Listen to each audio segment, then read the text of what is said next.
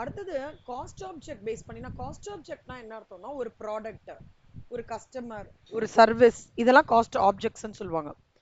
ஏன் இந்த காஸ்ட் ஆப்ஜெக்ட்ஸ்னு சொல்றாங்கன்னா எதை எதை ஃபோக்கஸ் பண்ணி அந்த மேனுஃபேக்சரிங் ஆக்டிவிட்டி நடக்கிறது, ஒரு ப்ராடக்ட் இல்ல ஒரு கஸ்டமர் ஃபோக்கஸ் பண்ணி இல்ல சர்வீஸ் ஃபோக்கஸ் பண்ணி நடக்கிறதுனா அதான் காஸ்ட் ஆப்ஜெக்ட். இது ரெண்டா பிரிக்கிறாங்க. டைரக்ட்னா எதன் மூலமாக ஃபினிஷ்டு ப்ராடக்ட்டுக்கு வந்து டைரக்டா எதெல்லாம் எக்ஸ்பென்சஸ் வந்து கிரியேட் ஆகுறதோ அதெல்லாம் டைரக்ட். இன்டைரக்ட்னா இப்போ ஒரு ஆர்கனைசேஷன், இப்போ நீங்க உங்க ஸ்கூல் இருக்காங்கல்ல, ஸ்கூல்ல வந்து டீச்சர்ஸ் இருப்பாங்க, பிரின்சிபல்லாம் இருப்பாங்க, கரெக்டா? ஆனா சர்வீஸ் பீப்புள்னு சொல்லிட்டு இந்த ஆயம்மா அவங்கெல்லாம் இருப்பாங்க தெரியுமா? வாட்ச்மேன் சார், ஆயம்மாஸ், பிளே கிரவுண்ட் கிளீன் பண்றவங்க, இவங்கெல்லாம் சர்வீஸ் பீப்புள். அதாவது என்னன்னா ஸ்கூல் வந்து மெயினா ஸ்டூடெண்ட்ஸ் வேணும், டீச்சர்ஸ் வேணும், பிரின்சிபல் வேணும். ஆனா இந்த ஆயம்மாஸ், இந்த வாட்ச்மேன் சார் அவங்கெல்லாம் இல்லாம ஸ்கூல் ஹைஜீனா இருக்குமா? இருக்காது, கரெக்டா? நீட் பண்ணோம். அப்போ இந்த இப்ப 12th வந்து உங்களுக்கு ஒரு அக்கௌண்ட்ஸ் ஒரு டீச்சர் எடுத்துக்கிறாங்கன்னா அவங்களோட salary வந்து 12th என்ன சொல்ற டீச்சர்ன்ற காஸ்ட் சென்டர்ல போயிடும். ஓகே, பட் இந்த ஆயம்மாஸ் இவங்கெல்லாம் இருக்காங்க இல்லையா, கூர்காஸ், அவங்களோட சர்வீஸ்லாம் பார்த்தீங்கன்னா இப்போ 12th காமர்ஸ்னா 12th டீச்சர்னா 12th வந்து நடத்திட்டு அவங்க மட்டும் போயிடுவாங்க. பட் ஆயம்மாவோட ரோல் எப்படி இருக்கும்? 11th ஒரு கிளீனிங் ஒர்க் இருந்தாலும் போவாங்க, 5th ஸ்டாண்டர்ட்ல ஒரு கிளீனிங் ஒர்க் இருந்தாலும் போவாங்க, கரெக்டா? இல்ல மெயின் என்ட்ரன்ஸ்ல கிளீனிங் ஒர்க் இருந்தாலும் போவாங்க, இல்ல ஃபங்க்ஷன் அன்னைக்கு தோரணம் கட்டுறதுக்கும் போவாங்க. அப்பனா என்ன அர்த்தம்? அவங்களோட ரோல் வந்து it's a common role. So where you cannot exactly tell to about the cost they can be aligned. இப்போ நான் வந்து அவங்கள வந்து 12th ஸ்டாண்டர்டுக்கு மட்டும் நான் அலைன் பண்ண முடியுமா? பண்ண முடியாதுல்ல. 11th 5th ஸ்டாண்டர்டுக்கு நான் அலைன் பண்ண முடியுமா? பண்ண முடியாது. அவங்களது வந்து காமன் காஸ்ட். இந்த மாதிரி காமன் காஸ்ட் எல்லாம் இருக்கு பாத்தீங்களா, அதை தான் என்ன சொல்லுவாங்கன்னா இன்டைரக்ட் காஸ்ட்னு சொல்லுவாங்க. புரியுதா Sricharan? Let me give you another example. ஒரு ஆர்கனைசேஷன்ல there will be production team, planning team, tax team எல்லாருமே இருப்பாங்க. அதுல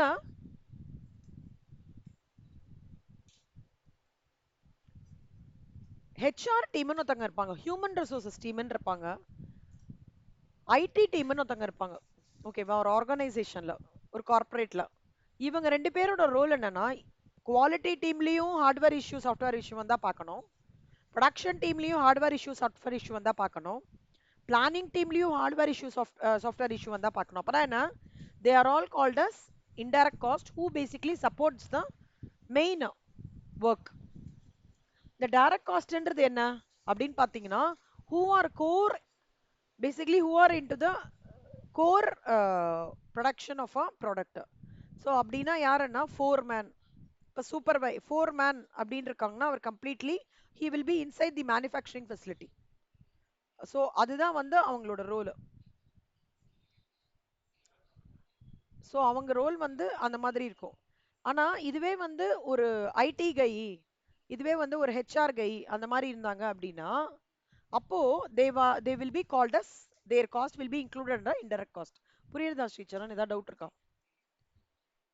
இதெல்லாம் பேசிக்ஸ் கண்ணா. ஓகே, இதெல்லாம் கம்ப்ளீட்லி பேசிக்ஸ். இதெல்லாம் வந்து உங்களுக்கு இது ரிலேட்டடா ஃபவுண்டேஷன்ல கொஸ்டின் வருது, கொஸ்டின் வராதது இம்மெட்டீரியல்.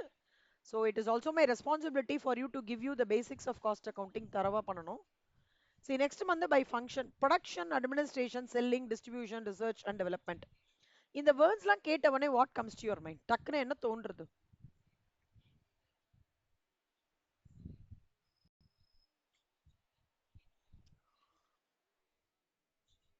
ஒரு பொருளை விற்கணும்னா என்னெல்லாம் தேவையோ, ஸோ ஒரு பொருளை வந்து நான் பண்றதுக்கு ப்ரொடக்ஷன் டிபார்ட்மெண்ட் இருக்கணும் இல்லையா? அதே மாதிரி இப்போ இது இது எப்படி இருக்குன்ற செட்டப் நான் சொல்றேன் பாருங்க. விஷுவலைஸ் பண்ணிக்கலாம் நீங்க அழகா மைண்ட்ல. எல்லாத்துக்கும் விஷுவலைசேஷன் பண்ணிக்கோங்க கண்ணா. எனக்கு 10th வரைக்கும் 12th வரைக்கும் நீங்க எப்படி படிச்சீங்கன்னு எனக்கு தெரியல காமர்ஸ், பட் ப்ரொஃபஷனல் எக்ஸாம் வரும்போது நான் சொல்ல சொல்ல சொல்ல அப்படியே அந்த அந்த மொமெண்ட் அப்படியே விஷுவலைஸ் பண்ணிக்கோங்க.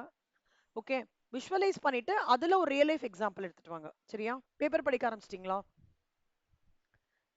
தமிழ் பேப்பராவது படிங்க. முடிஞ்ச வரைக்கும் இங்கிலீஷ் பேப்பர் படிங்க. குட்டி கான்டென்ட் ஏதாவது படிங்க. எது இருந்தாலும் ஓகே தான். லைக் யூ இல்ல டெய்லி ஒரு கம்பெனி பத்தி படிக்கிறது. ரிலையன்ஸ் பத்தி படிங்க. டாடா பத்தி படிங்க. சரியா? நம்ம வீக்லி ஒன்ஸ் அந்த மாதிரிலாம் டிஸ்கஷன்ஸ் பண்ணலாம். ஸோ இவங்களுக்குலாம் இன்டர்லாம் வந்துட்டீங்கன்னா அது பார்ட் ஆஃப் தி கிளாஸஸாக வரும். ஒரு டாடா பத்தி சொல்லுவோம், டிஸ்கஸ் பண்ணுவோம். ஒரு எக்ஸாம்பிள் அது கனெக்டட் ஆகும். அது ஸோ பட் ஃபவுண்டேஷன்ல அந்த ஸ்கோப் ரொம்ப இல்ல. But we will try to introduce it. சரியா? Weekly once. ஸோ நீங்களே ஏதாவது ஒரு கம்பெனி படிச்சுட்டு, மேம் இது நான் இன்னைக்கு படிச்சேன். இத பத்தி இந்த மாதிரி தெரிஞ்சுனேன்னு கூட சொன்னா கூட ஓகே தான், ஃபைன். சும்மா ஒரு 10 மினிட்ஸ் 15 மினிட்ஸ். பட் இதெல்லாம் உங்களுக்கு வந்து லாங் ரன்ல இன்டர்வியூவோ இல்ல வந்து ஒரு சினாரியோ பேஸ்டு கொஸ்டின் இருந்தா கிராக் பண்றதுக்கோ ஒரு கேஸ் ஸ்டடிஸ்க்கோ ரொம்பவே ஹெல்ப்ஃபுல்லா இருக்கும். சரியா? ஸோ ஃபியூச்சரிஸ்டிக்கா யோசிங்க ஸ்ரீசரண். ஓகே, பிகாம் ஒரு ஆன்சிலரி தான், சப்போர்ட்டிங் தான். அது கோரா சிடபிள்யூ கான்சென்ட்ரேட் பண்ணுங்க. ம்.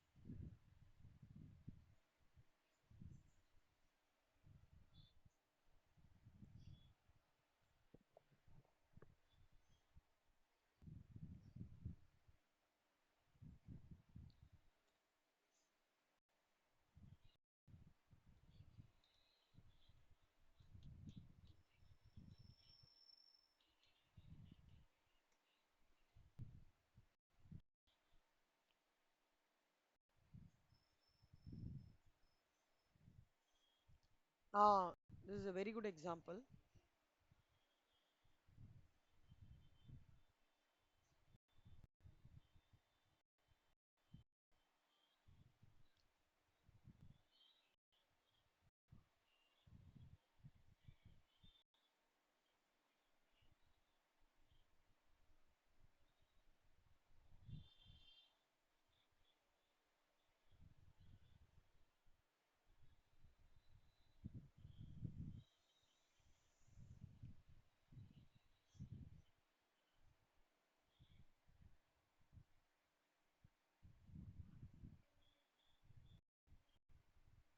இப்போ இந்த மாதிரி ஒரு பெருசா யோசிச்சுக்கோங்க, ஒரு பெரிய இது.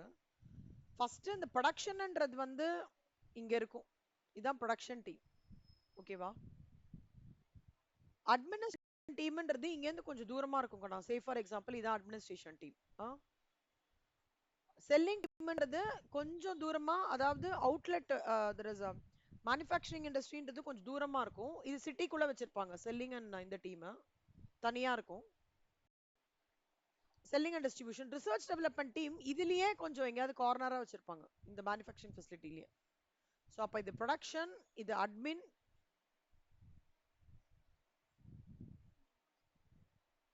இது வந்து செல்லிங் அண்ட் டிஸ்ட்ரிபியூஷன். சாரி, இது செல்லிங் அண்ட் டிஸ்ட்ரிபியூஷன், இது வந்து ரிசர்ச்.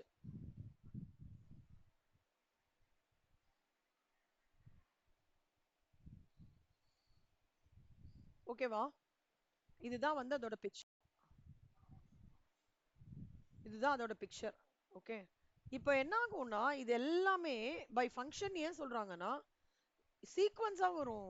இது நம்மளுக்கு காஸ்ட் ஷீட்னு ஒன்று படிக்க போறோம் ஸ்ரீசரன். அதுல எப்படின்னா ப்ரொடக்ஷன்ன்றது இன்சைட் இட், அட்மின்றது ஒரு தனியா இருக்கும். ஆனா ஆஸ் அ ஓவரால் காஸ்ட் நான் ஒரு ப்ராடக்ட்டோட செல்லிங் பிரைஸ் ஃபிக்ஸ் பண்ணணும்னா இதோட காஸ்ட், அப்புறம் இதோட காஸ்ட், இதோட காஸ்ட், இதோட காஸ்ட் எல்லாத்தையும் சேர்த்து கன்சாலிடேட் பண்ணி அதுல ஒரு ப்ராஃபிட் மார்ஜின் வச்சு தான் விற்கணும். ஓகேவா? அதனால தான் பை ஃபங்க்ஷனா இதை பிரிச்சிருக்காங்க. புரிஞ்சுதா உங்களுக்கு? Super. Fixed cost, variable cost, semi variable cost அப்படின்னா என்னன்னா, ஃபிக்ஸட் காஸ்ட்னா என்னன்னா உங்களுக்கு என்ன ப்ராடக்ட் ரொம்ப பிடிக்கும்னு சொன்னீங்க? மொபைல்ஸ்ல? மொபைலா? இல்ல இல்ல, சாரி. உங்களுக்கு இந்த ஆண்டர்பிரினரா ஆகணும்னா எது ஆண்டர்பிரினரா ஆவீங்க? எந்த ப்ராடக்ட்டுக்கு உங்களுக்கு பிசினஸ் பண்ண ஓகேவா இருக்கும் ஸ்ரீசரண்? சும்மா ஒரு ஒரு ஏதாவது ஒன்று சொல்லுங்களேன் ப்ராடக்ட்.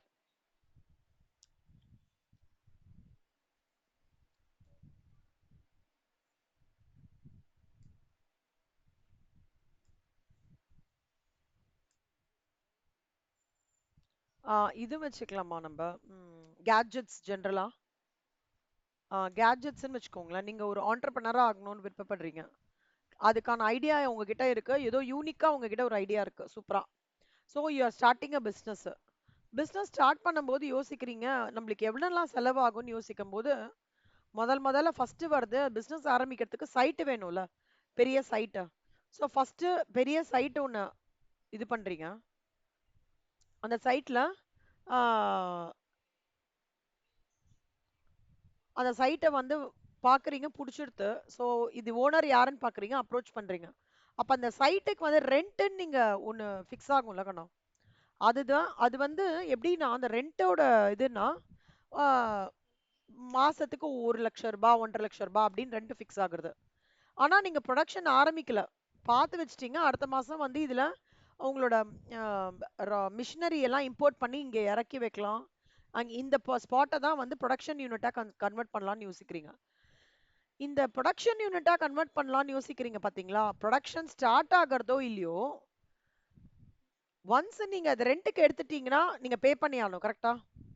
அப்பனா irrespective of whether you start your production or not, you will have to pay the rent. அப்பனா that is called as fixed cost. சரியா? அதே மாதிரி அந்த இடத்துக்கு வந்து இன்சூரன்ஸ் பே பண்றீங்கன்னு வச்சுக்கோங்களேன். Insurance, depreciation. டெப்ரிசியேஷன்ன்றது தேய்மானம். கரெக்டா? அசட்டுக்கு டெப்ரிசியேஷன் வந்து அது எய்தர் ஃபிக்ஸடா இருக்கு அப்படின்னா வருஷம் ஒரே இது மாதிரி வரும். So depreciation is a fixed cost. Variable காஸ்ட்னா என்ன அர்த்தம் அப்படின்னா, இப்போ நீங்க வந்து இப்போ கேட்ஜெட்ஸ்க்கு ஜென்ரலா எந்த month gadgets has cost 365 days டிமாண்ட்ல.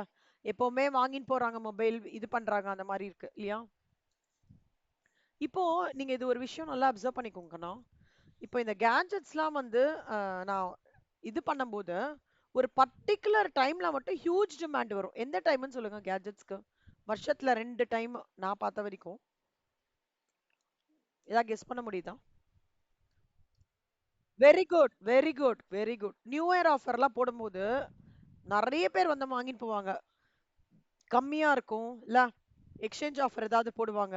New year, Deepavali offer. நான் ஜென்ரலா இதான் பார்த்திருக்கேன். அந்த மாதிரி ஆஃபர்ஸ்ல வந்து நிறைய பேர் வந்து வாங்குவாங்க. சலுகைலாம் சொல்லுவாங்க. வசந்த் அண்ட் கோ. நீங்க எந்த கடையில வாங்குவீங்க ஜென்ரலா கண்ணா மொபைல்ஸ்லாம்? ஓ அப்படியா? அமேசான்லயா? ஓகே, நல்லா இருக்கா? நல்லா ஒர்க் ஆகுதுல்ல? Okay okay. நான் வந்து பூர்விகால வாங்குறேன். ஆன்லைன்ல அமேசான்லயும் நல்லா இருக்கு. Super, very good. So mobiles நீங்க வாங்கும்போது இப்போ அவங்க மேனுஃபேக்சரிங் பண்றாங்கல்ல, இந்த 2 சீசன் பார்த்துப்பாங்க ஸ்ரீசரண். அவங்க என்ன பண்ணுவாங்கன்னா, ஓகே இப்போ வந்து டிசம்பர் வருதுன்னு உடனே ப்ரொடக்ஷன் என்ன பண்ணுவாங்கன்னா, சாம்சங், ஓப்போ, ரெட்மி, வேற என்னலாம் இருக்கு? ரியல்மி, அவ்வளவுதான்ல. ஓப்போ, ரெட்மி, ரியல்மி இதெல்லாம் இருக்கு. ஸோ இதுலலாம் வந்து கரெக்டா அந்த டிசம்பர் கிறிஸ்மஸ் நியூ இயர் ஆஃபரோ இல்ல தீபாவளி வரும்போது என்ன பண்ணுவாங்கன்னா, ப்ரொடக்ஷன் இன்க்ரீஸ் பண்ணிடுவாங்க. ஓகே, ப்ரொடக்ஷன் இன்க்ரீஸ் பண்ணி நிறைய மொபைலை வந்து மேனுஃபேக்சர் பண்ணிடுவாங்க. அப்போ அந்த பீரியட்ல மட்டும் பாத்தீங்கன்னா சேல்ஸ் சும்மா பொழக்கும், பயங்கரமா பொழக்கும். மத்த டைம்ல நான் பொழக்காதுன்னு சொல்ல மாட்டேன். அதாவது எப்படின்னா ப்ராக்ரசிவா இருக்காதுன்னு சொல்லல. கம்பேரிட்டிவ்லி மத்த டைம்ல இதுக்கு கம்பேர் பண்ணா அது கம்மியா தான் இருக்கும். அப்போ என்ன அர்த்தம்னா, அந்த டைம்ல மேனுஃபேக்சர் பண்ற இதுக்கு be it your no small கேமராவா இருக்கட்டும், அது குட்டி என்னது பட் பட்டன் கேமரா சொல்லுவாங்களா அது, அப்புறம் அதுக்கான சிப்ஸ், அதுக்கான ரா மெட்டீரியலோட சப்ளையர் கிட்ட இருந்து வாங்குற ரா மெட்டீரியலோட குவாண்டிட்டி என்ன அதுவும் ஜாஸ்தியா இருக்கும்ல. அப்பனா whenever there is a increase in demand in the market, you increase your production. When you are going to increase your production, you increase the quantity of raw material or the labor which you are going to put in for the process or the direct expenses which you are going to put in. அதுவும் increase ஆகுமா? கரெக்டா? ஆனா ஒரு விஷயம் என்ன தெரியுமா கண்ணா, variable cost அப்ப கூட ஒரு யூனிட்டுக்கு சப்ளையர் கிட்ட பேசிட்டோம்னா, எனக்கு அதுல வந்து 10 யூனிட் ஆஃப் ரா மெட்டீரியல் வேணாலும் அதுக்கு அப்படியே 10 யூனிட்டுக்கா ஓகே, அந்த ஒரு யூனிட் இவ்வளோ 10 யூனிட். அப்போ வேரியபிள் காஸ்ட் பொறுத்த வரைக்கும் சேல் இன்க்ரீஸ் ஆக ஆக தான் என்னோட வேரியபிள் காஸ்ட் இன்க்ரீஸ் ஆகும். ஓகேவா? அதே மாதிரி சேல் கம்மியா எடுத்தனா வேரியபிள் டோட்டல் வேரியபிள் காஸ்ட் கம்மியானா per unit variable cost will remain constant. நல்லா ஞாபகம் வச்சுக்கோங்க. Variable cost per unit remains constant. Okay. Fixed total cost will remain constant. அப்படின்னா என்ன அர்த்தம்? நான் 2000 மொபைல் வாங்குறேன் அப்படின்னா என்னோட ஒரு per unit of raw material வந்து 20ன்னு வச்சுக்கோங்களேன். ஏதோ ஒரு பார்ட் வேணும். நான் வந்து 2000னா 2000 இன்டூ 20. இது என்னோட வேரியபிள் காஸ்ட் 40,000. இல்ல எனக்கு 2000 வேணாம் 4000 வேணும். அதோட ரா மெட்டீரியல் பார்ட் மட்டும் 4000 வேணும்னா என்ன ஆகும்? என்ன ஆகுறது எனக்கு இங்க 80,000. அப்பனா என்னோட ப்ரொடக்ஷன் இன்க்ரீஸ் ஆக ஆக சாரி என்னோட ஆமா குவாண்டிட்டி வந்து இன்க்ரீஸ் ஆக ஆக என்னோட வேரியபிள் காஸ்ட் இருக்கும். ஆனா டோட்டல் ஃபிக்ஸட் காஸ்ட் என்ன தெரியுமா? நான் 2000 ப்ரொடியூஸ் பண்ணாலும் சரி அந்த மேனுஃபேக்சரிங் ஃபெசிலிட்டியில 4000 ப்ரொடியூஸ் பண்ணாலும் சரி 10,000 ப்ரொடியூஸ் பண்ணாலும் சரி நான் எவ்வளவு ரெண்ட் பே பண்ண போறேன்? 10,000 பண்ணியே ஆகணும். கொரோனா டைம்ல தான் அப்படிதான் ஆச்சு ஸ்ரீசரண். அவங்களுக்கு வந்து சேல்ஸே இல்ல. ஓகேவா? ஆனாலும் அவங்க ரெண்ட் கொடுத்துட்டு இருந்தாங்க. நீங்க கேள்விப்பட்டீங்களான்னு தெரியல. நீங்க அப்ப என்ன படிச்சிட்டு இருப்பீங்க? 6th ஸ்டாண்டர்டா 7th படிச்சுட்டு இருப்பீங்க. கரெக்ட். அப்போ நிறைய இடத்துல சேல்ஸே கிடையாது. பட் ஆனாலும் ரெண்ட் பே பண்ற மன சூழ்நிலை ஆயிடும் இல்லையா? அதுதான் அதுதான் fixed cost will remain constant irrespective of any changes in production. Variable cost per unit will remain constant irrespective of your change in production. அப்பனா இந்த total variable cost வந்து vary ஆகும் according to the number of units that I'm going to produce or sale. But என்ன இருந்தாலும் சரி நான் அந்த மாசம் ப்ரொடக்ஷனே இல்லைன்னு வச்சுக்கோங்களேன். சம்டைம் டிசம்பர்ல என்ன பண்ணிடுவாங்கன்னா சில ஃபேக்டரிலாம் லீவ் கொடுத்துருவாங்க. ஃபேக்டரி அது என்னன்னா வந்து மெயின்டெனன்ஸ்க்காக லீவ் கொடுத்துருவாங்க டிசம்பர் கடைசி வாரம். அப்போ ப்ரொடக்ஷனே கிடையாது. ஆனாலும் அந்த மேனுஃபேக்சரிங் ஃபெசிலிட்டிக்கு ஓனருக்கு அவர் பே பண்ணமா? அதாவது அந்த ஃபெசிலிட்டியோட ஓனருக்கு ரெண்ட் பே பண்ணமா? கரெக்டா? அதான் ஃபிக்ஸட் காஸ்ட்னு சொல்றாங்க. புரியுதா? செமி வேரியபிள் காஸ்ட்ன்றது 40% ஃபிக்ஸட் 60% வேரியபிள். இல்ல 20% வேரியபிள் 80% ஃபிக்ஸட். இந்த மாதிரி காஸ்ட் சிலது இருக்கும். ரிப்பேர்ன்றது மாசம் மாசம் பண்ணுவோம் கண்ணா. ஓகே. ஆனா திடீர்னு ஒரு மாசம் பார்த்தோம்னா அப்படியே சுத்தினே இருந்திருக்கும். டக்குன்னு அப்ப பார்த்திருக்கீங்களா வீட்லலாம்? மிக்ஸில நடக்கும். அம்மா கரெக்டா மிக்ஸிக்கு வந்து ப்ராப்பரா மெயின்டெனன்ஸ் பண்ணி எல்லாம் நீட்டா தொடச்சு தான் வைப்பாங்க. ஓகேவா? லோக்கலா வந்து ஒரு 2 மாசத்துக்கு ஒரு தடவை ஓவரால் பண்றது அதெல்லாம் செக் பண்ணுவாங்க மோட்டர்லாம். ஆனா திடீர்னு ஏதோ ஏதோ ஃபங்க்ஷனுக்கு வந்து அம்மா வந்து அப்பம் பண்றதுக்காக மாவு அரைக்கும் டக்குன்னு நின்னு போயிரும். அந்த மாசம் மட்டும் 1500 ரூபாய் செலவு வந்துரும். அந்த மாசம் மட்டும் ஸ்பெசிஃபிக்கா 1500 ரூபாய் செலவு வரும். That is called as variable cost. அம்மா மாசம் மாசம் அதுக்கு மெயின்டெனன்ஸ் பண்றாங்கல்ல கரெக்டா போயிட்டு மிக்ஸி கடையில கொடுத்து பார்த்திருக்கீங்களா? அந்த மாதிரி நடந்திருக்கா? மிக்ஸி வாஷிங் மிஷின் உங்க வீட்ல அந்த மாதிரி நடந்திருக்கு? எந்த மாதிரி எல்லாமே கரெக்டா இருக்கு ஒன்றும் பிரச்சனை இல்லை. சரி நிறைய பேர் வீட்ல கரெக்டா அந்த ஃபங்க்ஷன் டைம்ல பாயசத்துக்கு அரைப்பாங்க. தேங்காவும் அரிசியும் போட்டு அரைப்பாங்க ஸ்டாப் ஆயிடும். வடைக்கு அரைப்பாங்க ஸ்டாப் ஆயிடும். கரெக்டா தான் மெயின்டைன் பண்ணி தொடச்சு கிடிச்சு நீட்டா வச்சிருப்பாங்க. எங்கெல்லாம் திடீர்னு you have a surprises and you incur a cost that is called as variable cost. ரெக்கரிங்கா when you are going to incur a cost repairs and maintenance அது fixed. It is called as semi variable cost. Repairs and maintenance predominantly will be semi variable cost. Okay, good. இதுக்கப்புறம் nature of ஆபரேஷன்ல job batch contract. Sakthi Masalas கேள்விப்பட்டிருக்கீங்களா? என்னெல்லாம் products அவங்களோட பார்த்திருக்கீங்க சக்தி மசாலா?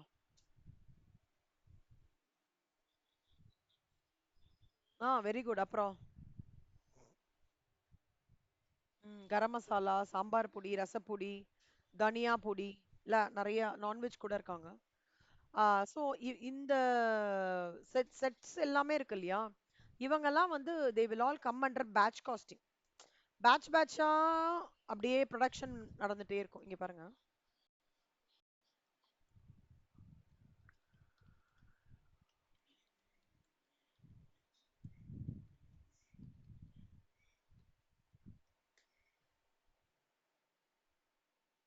இதோ இப்படி இருக்கும். நான் மொத்தமா பண்ணிடுவேன்.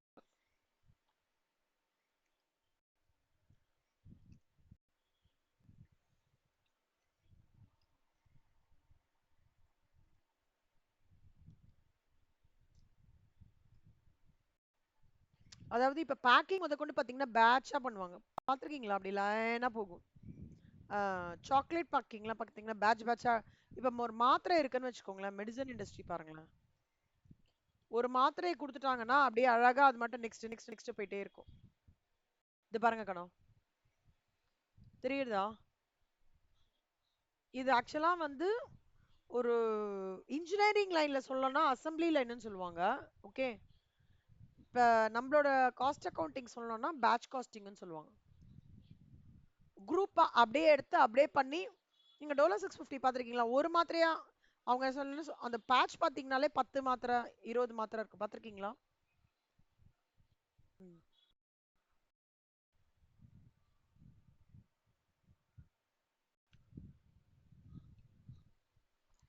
கான்ட்ராக்ட் காஸ்டிங் வந்து இந்த கன்ஸ்ட்ரக்ஷன் கான்ட்ராக்ட்ஸ்லாம் நடந்துட்டு இருக்குல்ல ஸ்ரீசரண், அப்பாசாமி, நவீன். நீங்க மாம்பழம் வந்திருக்கீங்களா? ஓ, மாம்பழம் தான் உங்க ஸ்கூல்ல. நீங்க இதுல இங்க நிறைய ஃபிளாட்லாம் கட்டுறாங்கல்ல நவீன், அங்கெல்லாம் பாத்தீங்கன்னா there is a cost accountant behind who do the contract costing for them. எவ்வளோ கான்ட்ராக்ட் பிரைஸ், எவ்வளோ, என்ன அஸ்திவாரம் முடிஞ்சிடுச்சா, அப்போ அதுக்கு வரைக்கும் கலெக்ட் பண்ணிக்கோங்க கஸ்டமர் கிட்ட இருந்து. சரி, பேஸ்மெண்ட் நல்லா போட்டாச்சு, தளம் எடுத்தாச்சா, அதுக்கு தகுந்த மாதிரி கஸ்டமர். சரி, பூசு வேலை மட்டும் இருக்கா, அப்போ கடைசி இது. அந்த மாதிரி ஸ்டேஜ் 1 ஸ்டேஜ் 2 ஸ்டேஜ் 3 ஃபேஸிங்காக எடுத்து எவ்வளோ ஒர்க்கு சர்டிஃபை ஆயிருக்கு, இன்னும் எவ்வளோ ஒர்க் முடிக்க வேண்டியிருக்கு, இன்னும் கஸ்டமர் எவ்வளோ கொடுக்க வேண்டிய அந்த கணக்கு வழக்கெல்லாம் இருக்குல்ல, அதெல்லாம் கான்ட்ராக்ட் காஸ்டிங்ல வரும். கன்ஸ்ட்ரக்ஷன் கான்ட்ராக்டுக்காகவே கிரியேட் பண்ண காஸ்டிங் பேர் என்னன்னா கான்ட்ராக்ட் காஸ்டிங். புரியுதா? ப்ராசஸ் காஸ்டிங், நீங்க எப்பயாவது இந்த செக்கு கடை போயிருக்கீங்களா? செக் எண்ணெய், மர செக் எண்ணெய் கடைக்கு போய் எண்ணெய் வாங்குறது, அந்த மாதிரி ஏதாவது எக்ஸ்பீரியன்ஸ் இருக்கா? அங்க என்னங்க நான் அப்சர்வ் பண்ணிருக்கீங்க, நீங்க என்ன அப்சர்வ் பண்ணிருக்கீங்க?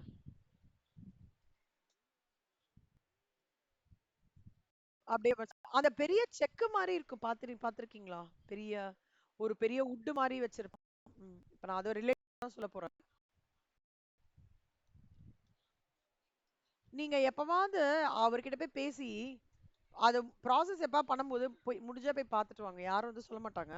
You will understand the process costing. இப்ப பாருங்க, இதுல ஃபர்ஸ்ட் இருக்குல்ல, இந்த மிஷின்ல வந்து நல்லெண்ணெய்க்கு எள்ளும் கருப்பெட்டியும் போடுவாங்க. சரியா? நல்லா கிரைண்ட் ஆயிட்டே வரும். ஓகே. அதுக்கப்புறம் அது என்ன ஆகும்னா அடுத்த ப்ராசஸ் இதோ இங்க போட்டிருக்காங்க, அடுத்ததுல போகும். அந்த கருப்பெட்டி நல்லா சக்கையெல்லாம் வெளியில வந்ததுக்கு அப்புறம் அது என்ன ஆகும்னா அதை ஒரு ஒரு ஒரு ப்ராசஸ்ல எடுத்துட்டு போவாங்க. இப்போ தேங்காய் என்ன பண்றாங்கன்னா, கொப்பரை தேங்காய் இருக்குல்ல, கொப்பரை தேங்காய் நல்லா போட்டு நல்லா இதுவாயிடும், ஸ்மாஷ் ஆயிடும். அப்புறம் அது என்ன ஆகும் பாருங்களேன், இதுல வருதா இந்த எண்ணெய திருப்பி ஒரு ரீஃபைன் இதுக்கு போவாங்க. இதை வந்து நான் நாகர்கோயில்ல பார்த்திருக்கேன் லைவ் காஸ்டிங் இது ப்ராசஸ். அடுத்தடுத்து மூணு மூணு பெரிய பெரிய மிஷினா வச்சிருப்பாங்க கண்ணா. ஓகே. அந்த மிஷின்ல இந்த மிஷின் இருக்கும். இப்ப பாருங்களேன், இது வந்து கிரவுண்ட்நட்னா நிலக்கடலை தானே. நிலக்கடலை போடுறாங்க. இதுல இருந்து ஒரு ஆயில் வரும். அந்த ஆயிலை எடுத்து வேற ஒரு மிஷின்ல மூவ் பண்ணுவாங்க. அந்த மிஷின் என்ன பண்ணும்னா அந்த ஆயில இருக்கிற வேண்டாத ஏதாவது கருப்பா இருக்கிறதெல்லாம் கிளீன் பண்ணி அவுட்கம் கொடுக்கும். அதுல ஏதாவது கெட்டு போகாம இருக்கிறதுக்காக ப்ரிசர்வேட்டிவ் ஆட் பண்ணுவாங்க மூணாவது இதுல. ஓகே. அதான் 1 2 3 இருக்கும். ஸோ மூணாவது இருக்குன்றதால 3 ப்ராசஸ் சொல்லல. ஜென்ரலா எனி ப்ராசஸ் வில் பி வந்து 3 ப்ராசஸ் இருக்கும். ஸோ நீங்க பாத்தீங்கன்னா செக்கெண்ணெய், நல்லெண்ணெய், தேங்காய் எண்ணெய், அப்புறம் வந்து கடலை எண்ணெய், இதுதானே நம்ம காமனா யூஸ் பண்றது. நான் பார்த்தது இதுதான். சன்ஃப்ளவர் ஆயில் எனக்கு தெரியல. இந்த எண்ணெயெல்லாம் கடைசியா வந்து பியூரிஃபை பண்ணி நம்மளுக்கு டப்பால நம்மளுக்கு தருவாங்க இல்லையா? ஸோ ஜென்ரலா ரப்பர் இண்டஸ்ட்ரி பார்த்துருக்கீங்களா கண்ணா? ரப்பர் கேரளா பாத்தீங்கன்னு வச்சுக்கோங்களேன்.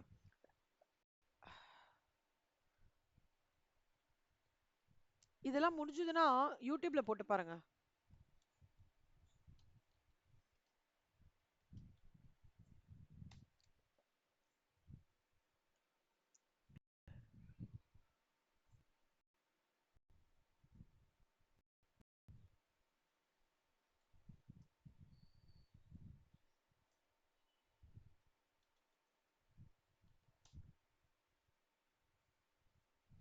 இங்க என்ன பண்ணுவாங்கன்னா, ரப்பர் தோட்டம் இருக்குல்ல, அங்க குட்டி குட்டி குட்டி குட்டி சில இடத்துல கட் பண்ணிடுவாங்க.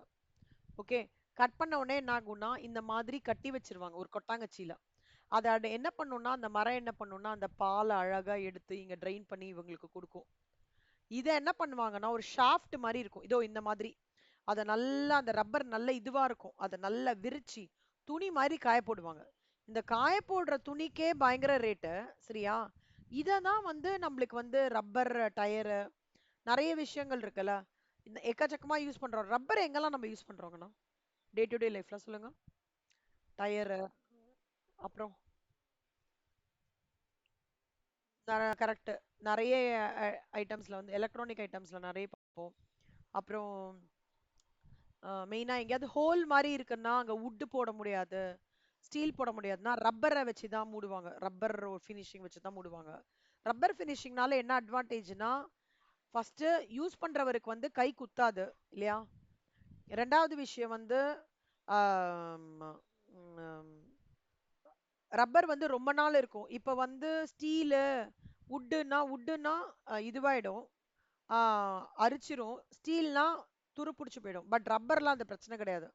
அழகா ஃபிட் பண்ணோமா அதனால ரப்பர் டியூப்ஸ், நம்ம தண்ணி பிடிக்கிறோமே ரப்பர் டியூப்ஸ், அதெல்லாம் ரப்பர் ஃபிளெக்சிபிலிட்டி கொடுக்கும் ரப்பர்ன்றது.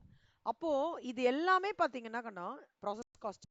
இந்த ரப்பர் பல்ப்லேருந்து ரப்பருக்கு ஃபுல்லா ஒரு ப்ராசஸ் எடுத்துட்டு வராங்கல்ல, அதோட காஸ்ட் அசஸ் பண்றது, அந்த ப்ராசஸிங்கே என்னன்னா ப்ராசஸ் காஸ்டிங்ல வரும்.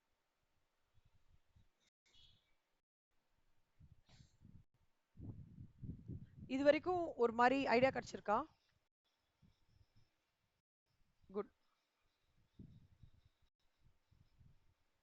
இப்ப பாருங்களேன், ரப்பர், சிமெண்ட் இண்டஸ்ட்ரி, அப்புறம் dairy farming, food processing. Food ப்ராசஸிங்ன்றது வந்து எல்லாமே பன்னீர் சோடா ரெடி பண்றது எல்லாமே, எனி ஃபுட் ப்ராசஸிங். புளிக்காய்ச்சல் இஸ் அ ப்ராசஸ் காஸ்டிங். அப்புறம் பேப்பர், ஆயில் ரிஃபைனரி, இது எல்லாமே ஃபோர். இதுல ஒரு 4 எக்ஸாம்பிள்ஸ் ஞாபகம் வச்சுக்கோங்க. சரியா? இதுல சரி, ஜாயிண்ட் காஸ்ட்னா என்ன தெரியுமாக்கணும்? நான் வந்து க்ரூட் ஆயில் ஃபீட் பண்றேன். க்ரூட் ஆயில்ல இருந்து என்ன வருங்கண்ணா? Any idea?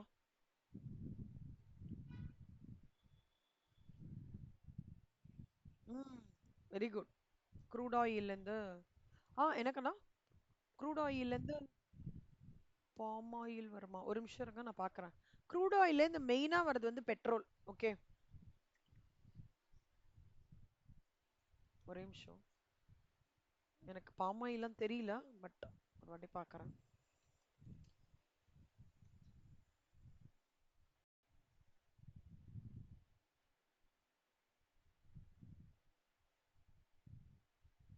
க்ரூட் ஆயில்லேருந்து ஃபர்ஸ்ட் வருது பெட்ரோல் கண்ணா.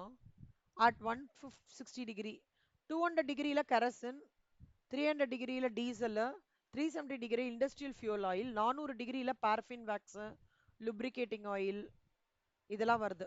ஓகே, எனக்கு பாம் ஆயில் தெரியல, இருக்கலாம். பட் ஜென்ரலாக க்ரூட் ஆயிலோட மெயின் அவுட்கம் என்ன தெரியுமா? பெட்ரோல். அதான் பார்த்தீங்கன்னா அங்கே க்ரூட் ஆயிலில் வந்து ரேட் இன்க்ரீஸ் ஆகிடுதுன்னா உடனே பெட்ரோல் விலை இங்கே இன்க்ரீஸ் பண்ணிடுவாங்க. க்ரூட் ஆயில் அந்த ஷிப்பில் வந்து ஏதாவது ப்ராப்ளம், ஏதாவது எரிஞ்சு போயிடுது அப்படின்னு சொல்றாங்களா, உடனே பெட்ரோல் விலை இன்க்ரீஸ் இருக்கும். இதுதான் வந்து க்ரூட் ஆயிலோட ஃப்ளோ. இப்போ ஜாயிண்ட் ப்ராடக்டோட எப்படி கனெக்ட் ஆகுறதுன்னு சொல்றேன். ஜாயிண்ட் ப்ராடக்டோட இது எப்படி கனெக்ட் ஆகுது, ஜாயிண்ட் காஸ்டோட எப்படி கனெக்ட் ஆகுறதுன்னா, நான் க்ரூட் ஆயில் ஃபீட் பண்றது அந்த ரா மெட்டீரியல நான் வந்து பெட்ரோலியம் பண்ணணும், மேனுஃபேக்சர் பண்ணணும்னு தான் அதை ஃபீட் பண்றேன். ஆனா எனக்கு வந்து பாரஃபின் வேக்ஸும் சேர்ந்து பை ப்ராடக்டா வந்ததுன்னு வச்சுக்கோங்களேன். அப்போ க்ரூட் ஆயிலுக்கான காஸ்ட் இருக்கு பாத்தீங்களா, அத பெட்ரோலுக்கும் பாரஃபின் வேக்ஸ்க்கும் பிரிச்சு காஸ்ட் கால்குலேஷனுக்கு எடுத்துக்கணும். புரியுதா? அதாவது இப்படி இப்படி ரொம்ப லேமன் லாங்குவேஜ் சொல்றோம். உங்களுக்கு என்ன ஸ்வீட் ரொம்ப பிடிக்கும்? Gulab jamun super.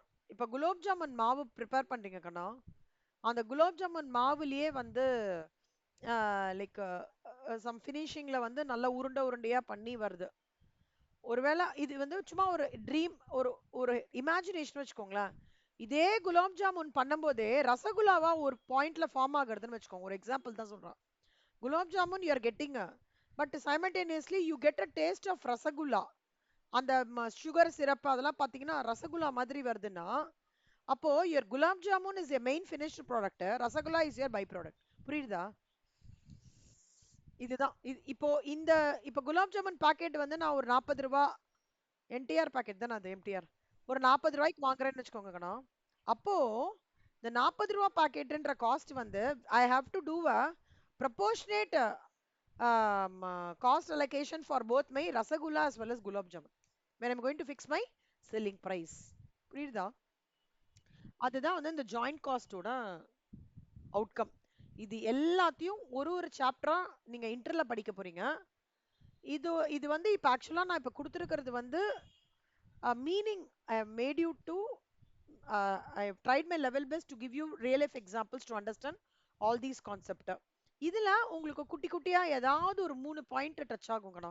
Either fixed cost ஒரு எக்ஸாம்பிள்ஸ் கேட்பாங்க, இல்ல வேரியபிள் காஸ்டோட எக்ஸாம்பிள் கேட்பாங்க, இல்ல ஜாப் காஸ்ட் வந்து எந்த டைப் ஆஃப் இண்டஸ்ட்ரியில இருக்கு அப்படின்ற மாதிரி. இதெல்லாம் வந்து எம்சிக்யூஸ்.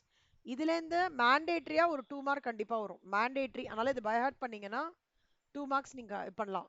இந்த கான்செப்ட்ல ஏதாவது நேச்சர் ஆஃப் பிஹேவியர்ல காஸ்ட் எப்படி கிளாஸிஃபை ஆயிடுது அவங்க கொடுத்துருவாங்க. அதுல ஏதாவது இல்ல ஃபங்க்ஷன்ல இது அஞ்சுத்துல ஏதாவது ஒன்று 2 மார்க்ல வரும். ஓகே, இப்போ எலமெண்ட் ஆஃப் காஸ்ட். இப்போ இப்போ வந்து நான் ஒரு ஒரு ப்ராசஸ் எக்ஸ்பிளைன் பண்றேன். Let's take up kesari. Kesari உங்களுக்கு பிடிக்குமா? சாப்பிடுவீங்களா? பிடிக்காதா? ஓகே. கேசரி வந்து இதுக்கு நான் எக்ஸாம்பிளா சொல்றேன். கேசரி நீங்க வந்து ஒரு உங்களோட கேசரி வந்து எப்படி வந்து கிருஷ்ணா ஸ்வீட்ஸ் என்ன ஃபேமஸ்? ஸ்ரீசரண், நீங்க ரொம்ப சமத்தா. வெளியிலலாம் சாப்பிட மாட்டீங்களா?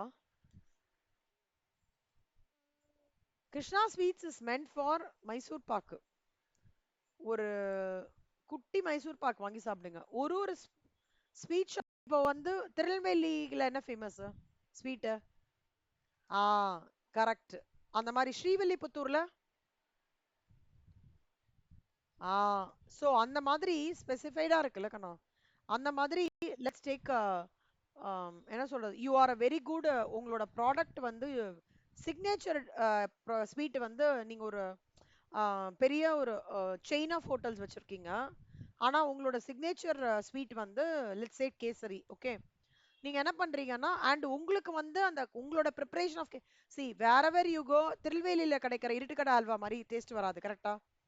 அண்ட் ஸ்ரீவில்லிபுத்தூர்ல இது மாதிரி வரவே வராது. அந்த மாதிரி உங்களோட செயின் ஆஃப் ஹோட்டல்ஸ்ல நீங்க ரன் பண்ற ஹோட்டல்ல சிக்னேச்சர் ஸ்வீட் வந்து கேசரி. அதோட காம்போசிஷன் உங்களுக்கு மட்டும் தான் தெரியும். நீங்க தான் அதை டெவலப் பண்ணது. Let's take an example. இப்போ நீங்க அதுக்கு கேசரிக்கு என்ன இன்கிரீடியன்ட் தேவை? Very good. ரவை, சக்கரை, நெய், முந்திரி பருப்பு, திராட்சைலாம் டாப்பிங் தான். கரெக்டா? இப்ப ரவை, சக்கரை, வாட்டர், இது மூணும். இப்போ நீங்க உங்களுக்கு கீழே வந்து இதுக்காகவே எக்ஸ்க்ளூசிவா ஒரு 10 பேரை நாமினேட் பண்றீங்க.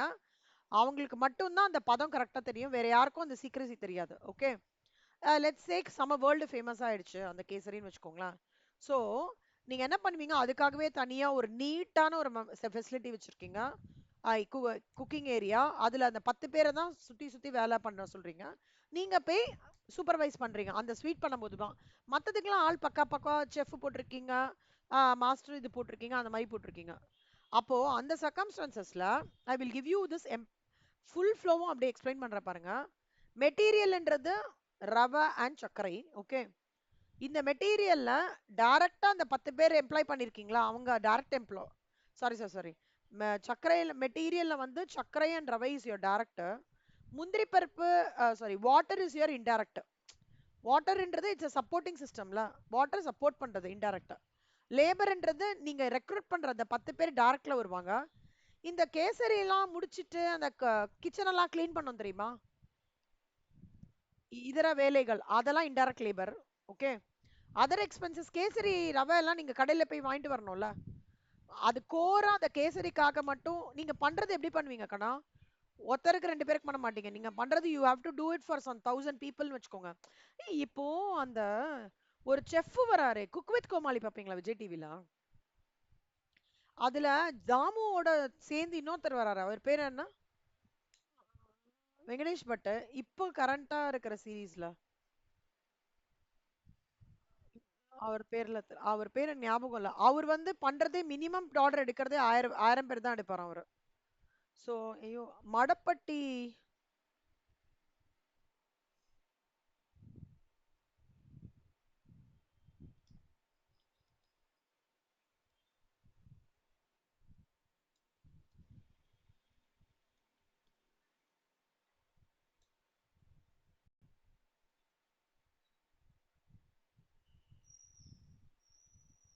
இவர்தான். இவர் பேர் எனக்கு தெரியல. அவர் பேச மாடம்பட்டியே ஏதோ ஒண்ணு வரும். இதோ இதோ இவர்தாங்கண்ணா. இவர் இப்ப ரீசெண்டா குக் வித் குமல். எனக்கு இவர் பேர் என்ன ஞாபகம் இல்ல. இவர் minimum order he'll take only for 1000 பீப்புளாம். அண்ட் ரொம்ப அப்கமிங் பர்சன் அப்படின்னு சொல்றாங்க. இப்போ அதர் எக்ஸ்பென்சஸ்னா இப்ப கேசரி அதுக்கெல்லாம் தேவை மட்டும் நீங்க டைரக்ட் எக்ஸ்பென்சஸ் இன்கர் பண்றீங்கன்னா அது டைரக்ட். இன்டைரக்ட்ன்றது எது தெரியுமா கண்ணா? அந்த ஃபெசிலிட்டிக்கான எலக்ட்ரிசிட்டி எக்ஸ்பென்சஸ். ஓகே, அந்த ஃபெசிலிட்டிக்கான ரெண்ட், அப்புறம் இந்த கம்ப்ளீட் யூனிட்டுக்கான இன்வெர்ட்டர், ஏசி போட்டா ஏசி சார்ஜஸ்லாம் வருது இல்லையா, டெப்ரிசியேஷன்லாம் இன்டைரக்ட் எக்ஸ்பென்சஸ். புரியுதா? see அந்த ப்ரொடக்ஷன் ஃபெசிலிட்டிக்கு ரிலேட்டடா என்ன எக்ஸ்பென்சஸ் இன்கர் பண்றீங்களோ அது டைரக்ட்ல வரும். அதை சுத்தி நிறைய எக்ஸ்பென்சஸ் இருக்கும்ல ஓவராலா. ஒரு ஒரு கேசரி பண்றது ஒரு இடம், பட் குக்கிங்லாம் பண்றது இன்னொரு இடம். பட் இதை என்க்ளோஸ் பண்ணி ஒரு ஒரு இடத்துல ஏசி பெருசா போட்டிருப்பாங்கல்ல, ஒரு ஏசி இது மாதிரி இருக்கும் பெரிய கெப்பாசிட்டியோட ஒரு இடமே பக்காவா ரெடி பண்ணிருப்பாங்க. அதுதான் இன்டைரக்ட் எக்ஸ்பென்சஸ். அந்த காஸ்ட்லாம் இந்த ஓவர் ஹெட்னு சொல்லியிருக்கிறது தான் நான் சொன்னேங்கண்ணா. ஃபேக்டரி அவுட்லெட்டை தவிர அட்மின் ஆஃபீஸ் இருக்கும். அவங்க அட்மின் ஆஃபீஸ் உட்காந்துட்டு இருக்கிறவங்களுக்கு இப்போ கேட்டரிங் சர்வீஸ்லாம் எப்படி நீங்க வச்சிருக்கீங்கன்னு வச்சுக்கோங்க. அட்மின் ஆஃபீஸ்ல அவங்க தானே ஆர்டர் எடுத்துப்பாங்க. ஆர்டர் எடுத்துட்டு இல்ல ஸ்ரீஸ்வரன் சார் வருவாரு, அவங்க கிட்ட பேசிக்கோங்கன்ட்டு ஆர்டர் எடுத்து ஃபோன் நம்பர், அவங்கலாம் அட்மின் ஆஃபீஸ், அவங்களுக்குலாம் சேலரி பே பண்ணோம்ல. அது ஓவர் ஹெட்ஸ்னாலே காஸ்ட் தான். Admin overheads. Selling over ஹெட்ஸ்ன்றது நீங்க அட்வர்டைஸ்மெண்ட், யாரு இப்போ தாமு சாரை வச்சு இந்த கேசரி வந்து ரொம்ப நல்லா இவர் பண்ணுவாரு ஸ்ரீச்சரன், இங்கேருந்து வாங்கிக்கோங்கன்னு ஒரு அட்வர்டைஸ்மெண்ட் பண்றீங்கன்னு வச்சுக்கோங்களேன். That is your selling overheads. புரியுதா? டிஸ்ட்ரிபியூஷன் ஓவர்ஹெட்ஸ்ன்றது வந்து you're sending all your kesaris to different types of outlets to other sweet shops also, like Adyar Ananda Bhavan, அப்புறம் என்ன Mansukh, Ganga sweets, like even for hotels Saravana Bhavan, Sangeetha, Geetham, அந்த மாதிரி ஹோட்டல்ஸ்லாமும் நீங்க அனுப்புறீங்க இல்லையா? Those are all. அதுக்கு அனுப்பும் போது யூ சென்ட் அ கேப். இல்ல சரவணபவனோட கேப் பார்த்திருக்கீங்களா? சரவணபவன் எழுதியிருப்பாங்க, கேட்டரிங் சர்வீசஸ்ன்னு போட்டிருப்பாங்க. ஸோ அவங்களோட இது வேற ஒருத்தருக்கு கூட போகும் அது கேட்டரிங்காக. அதெல்லாம் டிஸ்ட்ரிபியூஷன் ஓவர். இது என்டையர் ஃப்ளோவே, இந்த என்டையர் காஸ்ட் நடக்கிறதுல கண்ணா, இந்த என்டையர் காஸ்ட் வந்து will come somewhere around 1 kilo of kesari சொல்றான். 1 kilo of kesari somewhere it will come around 150 ருபீஸ்ன்னு வச்சுக்கோங்களேன். நீங்க ஒரு ப்ராஃபிட் மார்ஜின் 100 ரூபாய் வச்சுக்கிறீங்கன்னா உங்களோட டேஸ்ட், உங்களோட பிராண்ட் ரெப்புடேஷனுக்குலாம் சேர்த்து ஒரு 20 ரூபாய் எக்ஸ்ட்ரா ஆட் பண்ணிக்கிறீங்கன்னா அப்ப நீங்க எவ்வளவு ரூபாய்க்கு விப்பீங்க அத ஒரு கேஜியா?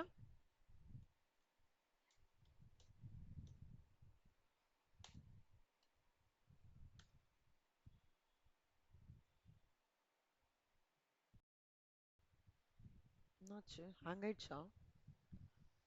270 ரூபாய்க்கு விப்பீங்க கண்ணா. 150 ரூபாய்க்கு தான் உங்களோட மொத்த இந்த காஸ்ட் எல்லாம் நடக்குது. 100 ரூபாய் you are keeping it as a margin. 20 ரூபாய் for your brand and goodwill. எவ்வளவுக்கு விக்கிறீங்க? 270 ரூபாய்க்கு விக்கிறீங்க. அப்ப லைவா ஆக்சுவலா ப்ராஃபிட் எவ்வளோ?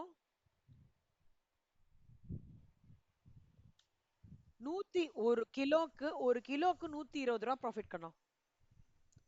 இப்படிதான் ஒரு காஸ்ட் அக்கவுண்டன்ட் ஒரு ஒரு ப்ராடக்டோட செல்லிங் பிரைஸ் ஃபிக்ஸ் பண்றதுக்கு இந்த கம்ப்ளீட் டேட்டாவை எடுத்து பண்ணுவாங்க.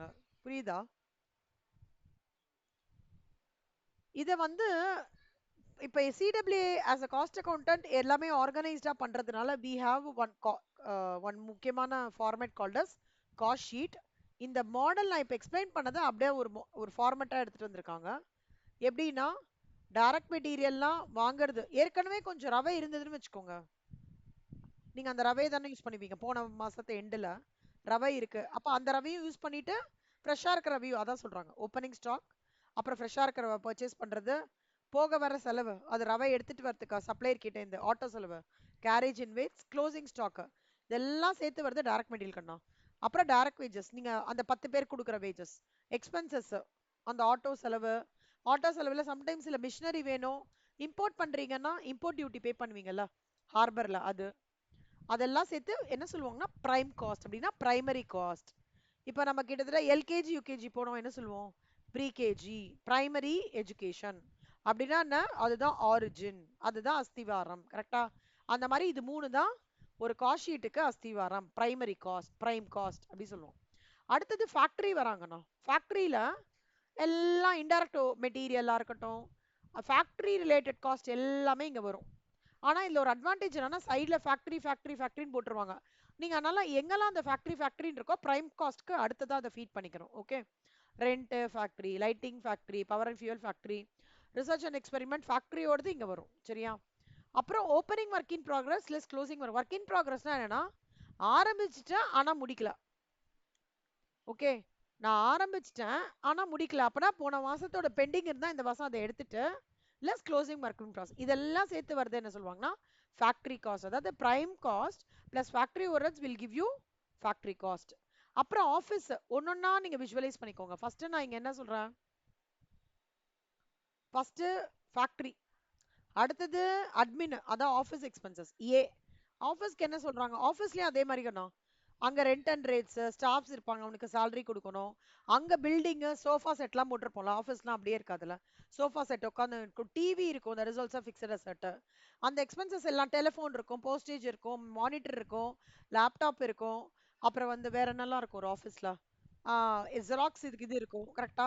ஆடிட்டரோட ஃபீஸ் பே பண்ற மாதிரி இருக்கும். அது எல்லாமே ஆஃபீஸ் ஓவர்ஹெட்ஸ்ல ஆகும். அப்புறம் prime cost plus factory overheads. Okay, அதுலேருந்து you will get your factory cost, அதுலேருந்து அட்மின் ஓவர்ஹெட்ஸ் ஆட் பண்ணனா you will get your cost of production. அதுக்கப்புறம் ப்ரொடக்ஷன் வந்துருதா, ஃபினிஷ்டு குட் ஓரளவுக்கு வந்துருது, ஆனா போன மாசத்தோட ஃபினிஷ்டு கூட சேல் ஆகாம இருக்கு. அப்ப அதையும் இந்த மாசத்துக்கு எடுத்துட்டு less cost closing stock finish good போனா காஸ்ட் ஆஃப் குட் சோல்டு. இதுதான் நான் வந்து சேல் பண்றதுக்கு வச்சிருக்கேன்.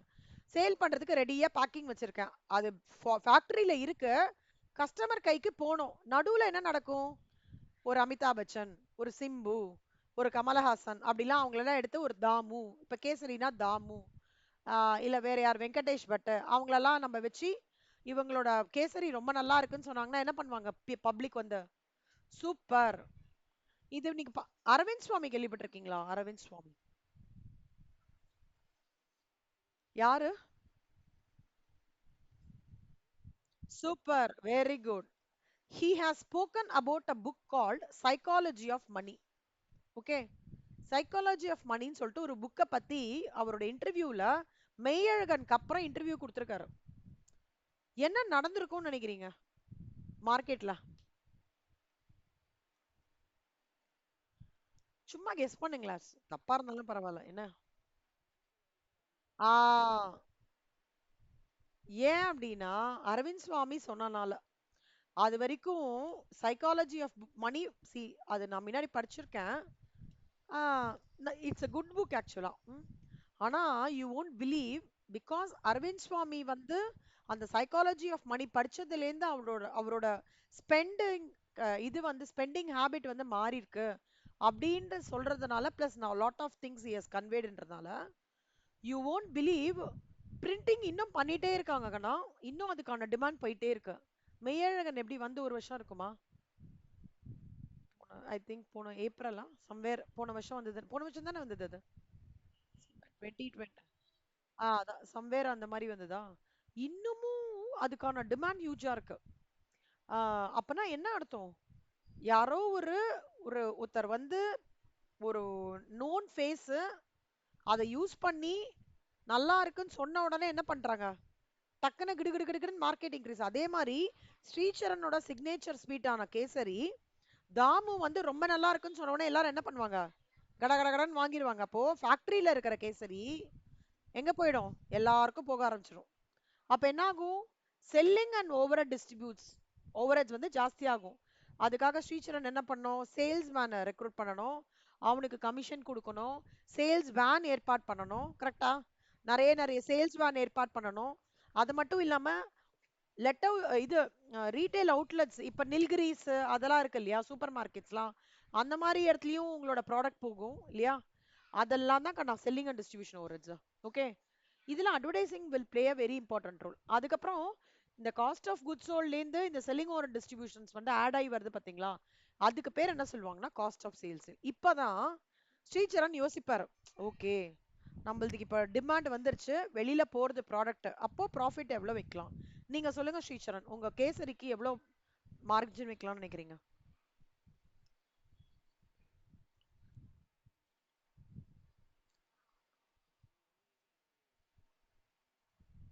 180. So let's take production cost வந்து 115 வச்சுக்கலாமா? Cost of sales. So cost of sales வந்து 115 வச்சுக்கலாம். நீங்க என்ன சொல்றீங்க? ப்ராஃபிட் வந்து ஒரு 180 இல்லையா? 150 ரூபா ப்ராஃபிட்.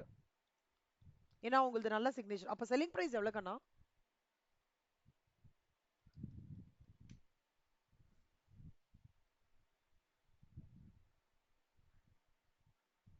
அப்ப செல்லிங் பிரைஸ் எவ்வளவுன்னு கொடுத்தீங்கன்னா கரெக்டா இருக்கும்?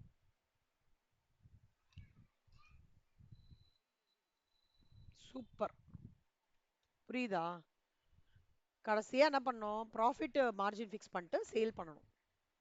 இதுதான் காஸ்ட் ஷீட்டோட கான்செப்ட். ஸோ காஸ்ட் ஷீட்டோட கான்செப்ட் இன் நட்ஷல் கீழே போட்டிருக்கேன் பாருங்க. Direct material, direct labour, direct expenses, prime cost. Pre KG போறீங்க. அப்புறம் ஃபேக்டரி ஓவர்ஹெட்ஸ் இன்கர் பண்றீங்க. ஒர்க்ஸ் காஸ்ட் 5th ஸ்டாண்டர்ட் போறீங்க. அட்மின் ஓவர்ஹெட்ஸ் இன்கர் பண்றீங்க. Cost of production 8th standard போறீங்க. ஓப்பனிங் ஃபினிஷ் குட்ஸ் ஆட் பண்ணி less closing finish goods cost of goods போறீங்க. 10th வரீங்க. Selling overheads incur பண்றீங்க. 11th 12th முடிச்சு college வந்துடுறீங்க. Cost of sales. காலேஜ் வந்த உடனே ப்ராஃபிட் ஃபிக்ஸ் பண்றீங்க. காலேஜ் முடிச்சிடுறீங்க. டோட்டல் செல்லிங் பிரைஸ் வேலைக்கு போயிடுறீங்க. நான் சும்மா ஒரு கோர்வையா சொல்றேன். சரி, சின்ன இதுல இருந்து ஆரம்பிச்சு ஒரு ஒரு ஒரு சின்ன ஆரிஜின்ல இருந்து ஆரம்பிச்சு எப்படி கடைசியா முடியறதுன்றதுக்காக சொன்னேன். ஸோ ஆக மொத்தம் எல்லாத்தோட காஸ்டையும் ஆட் பண்ணாதான். சரி, இது கிட்டத்தட்ட எப்படி தெரியுமா? நம்மளோட ரிவர்ஸ் இன் இந்தியா என்னெல்லாம் சொல்லுங்க? என்னெல்லாம் ரிவர்ஸ்? ம், இதெல்லாம் இருக்கு. தண்ணி தானே கண்ணாது, ஆக்சுவலா ஒரு தண்ணி தானே. கங்கையில போனாலும் தண்ணி தான். ஏன் அங்க ஹிமாலயால போனா அதை கங்கைன்னு சொல்றோம், ஏன் இங்க காவேரின்னு சொல்றோம்? ஏன் தனித்தனி ரீநேமிங்? கரெக்ட், அதேதான். இப்போ இத மூணும் கடந்துருத்துனா காஸ்ட், அந்த இடத்துக்கு பேர் பிரைம் காஸ்ட். இந்த ஃபேக்டரி ஓவர்ஹெட்ஸும் ஓப்பனிங் டபிள்யூபியும் closing work in progress stage கடந்துருத்துனா அதே காஸ்ட் இந்த காஸ்ட்ல ஆட் பண்ணி வரும்போது ஒர்க்ஸ் காஸ்ட்னு சொல்றோம். ஓகே. அட்மின் அவங்களோட சார்ஜஸ் இன்க்ளூட் பண்ணும்போது அந்த ஒர்க்ஸ் காஸ்ட் என்னன்னு மாறுறது? Cost of production. Opening finished goods, closing finish goods பண்ணா அந்த அந்த காஸ்ட் என்ன மாறுறது? Cost of goods sold. கடைசியா வந்து செஃப் தாமுவுக்கு அட்வர்டைஸ்மெண்ட் சார்ஜஸ் கொடுத்து இது பண்ணி அவர் அட்வர்டைஸ்மெண்ட் பண்ணி வரும்போது அதே காஸ்ட் என்ன ஆயிடுறது? Cost of sales. கரெக்ட். கடைசியா நீங்க ப்ராஃபிட் ஃபிக்ஸ் பண்ணி வெளில வரும்போது என்ன ஆயிடுறது? ஒரு ப்ராடக்ட்டோட செல்லிங் பிரைஸா கன்வெர்ட் ஆயிடுறது. ஓகே. இது வந்து காஸ்ட் ஷீட்டோட குட்டி ஃபார்மேட். இது காஸ்ட் ஷீட்டோட டீடைல்டு ஃபார்மேட். ஓகே. உங்களுக்கு வந்து காஸ்ட் ஷீட்டோட சம்ஸ்லாம் கேட்பாங்க கண்ணா. ஓகே, இந்த சம்ஸ்லாம் கேட்பாங்க. நாளைக்கு வந்து we will tomorrow is Friday இல்ல? நாளைக்கு we will take it up economics. Saturday mostly class இருக்காது கண்ணா. இருந்ததுன்னா சொல்றேன். அன்னைக்கு we will take up illustration 1ல இருந்து illustration 2. இன்னைக்கு உங்களோட ஹோம்ஒர்க் என்னன்னு சொல்லிடுறேன். இந்த இது இது மட்டும் கண்டிப்பா முடிச்சிருங்க கண்ணா. ஓகே. நேச்சர் ஆஃப் இண்டஸ்ட்ரியை தரவா படிக்கணும். அது இந்த வாட்டி சண்டே டெஸ்ட் என்னலாம்னா இது டெஸ்ட், இது டெஸ்ட், இது இந்த பார்ட் ஃபுல்லா டெஸ்ட், அப்புறம் இந்த பார்ட் ஃபுல்லா டெஸ்ட். காஸ்ட் ஷீட் ஃபார்மேட்டை பார்க்காம எழுதணும். இந்த ஃபுல் ஃபார்மேட்டை பார்க்காம எழுதணும். இதுல வந்து ஃபேக்டரி ஓவர்ஹெட்ஸ்ல 2 3 விட்டுருந்தா பரவாயில்ல. ஓகேவா? 2 3 பார்க்காம எழுத முடியலன்னா பரவாயில்ல. ஆனா 90% இந்த ஃபேக்டரி ஓவர்ஹெட்ஸ்ல இங்க 90% கவர் பண்ணுங்க. அட்மின்ல வந்து அதாவது இதுல ஒரு 4 4 5 படிங்க. இதுல ஒரு 4 5 படிங்க. செல்லிங் ஓவரேஜ்ல எல்லாமே படிச்சிருங்க. அதுல 4, 5 தான் இருக்கு. ஃபார்மேட். அதே மாதிரி இந்த ஐட்டம்ஸ்லாம் இருக்குல்ல நான் காஸ்ட் ஷீட், அதாவது இன்கம் டாக்ஸ், காஸ்ட் அக்கௌண்டன்ட் வந்து இந்த இன்கம் டாக்ஸ் பர்வியூல ஷேர் ஹோல்டர்ஸ்க்கு எவ்வளவு டிவிடெண்ட் கொடுக்கணும், ஓகே, டிபெஞ்சருக்கு வந்து என்ன இன்ட்ரெஸ்ட், அப்புறம் ஷேர்ஸ்க்கு வந்து டிஸ்கவுண்ட்ல இது இந்த மாதிரி டிசிஷன் மேக்கிங்லாம் காஸ்ட் ஷீட்ல வரவே வராது. காஸ்ட் ஷீட் அது வேற என்ன, ரவை உள்ள போடுறது, கேசரியா கன்வெர்ட் ஆகுது, நடுவுல factory overheads, admin overheads, selling overheads, distribution overheads, profit margin fix பண்ற, சேல்ஸ், அதோட காஸ்ட் அக்கவுண்ட் ரோல் முடிஞ்சது. இந்த ரோல்லாம் காஸ்ட் ஷீட்ல வராது. இதையும் படிக்கணும் கண்ணோ. ஓகே, இதுல இதுல வந்து as a ஸ்டார்டிங் பாயிண்ட் ஒரு 10 படிங்க, அதுக்கப்புறம் ஒரு 10 படிங்க. ஓகேவா? ஸோ உங்களோட இன்னைக்கு இன்னைக்கு ஹோம்ஒர்க் என்னன்னா, பார்த்து அந்த குட்டி நோட் சொல்லியிருக்கேன்ல கண்ணா, அந்த குட்டி நோட்ல இந்த ஃபார்மட் எழுதணும், பிளஸ் இதையும் எழுதணும். அதே மாதிரி நீங்க இப்ப எழுதுற அந்த 4 குட்டி நோட்டையும் அப்படியே வச்சுக்கோங்க, இன்டர்க்கு யூஸ் ஆகும். ஓகேவா? அப்புறம் பெரிய நோட்ல இது, பெரிய நோட்ல இது, இதுவும் இதுவும் எழுதணும். அப்புறம் உங்களுக்கு வந்து இப்ப நான் சொல்லி கொடுத்ததை வச்சு ஏதாவது ஸ்டோரியில எடுத்துட்டு வர முடியுது அப்படின்னா கூட அடிஷ்னலா எழுதிக்கோங்க. இதுக்கு சிலது எக்ஸாம்பிள் சொல்லியிருப்பேன், இதுக்கு எக்ஸாம்பிள்ஸ்லாம் சொல்லியிருப்பேன்ல, அதை கிட்ட நோட் பண்ணிக்கலாம், தப்பு கிடையாது. Okay, understood? நல்லா புரிஞ்சுதா இல்ல சுமாரா புரிஞ்சுதா? Very good. இதெல்லாம் கோத்ரூ பண்ணிடுங்க கண்ணா, சரியா? சூப்பர். ஸ்ரீச்சரன், நான் அப்புறம் கேட்க மறந்துட்டேன். இப்போ இந்த இதுல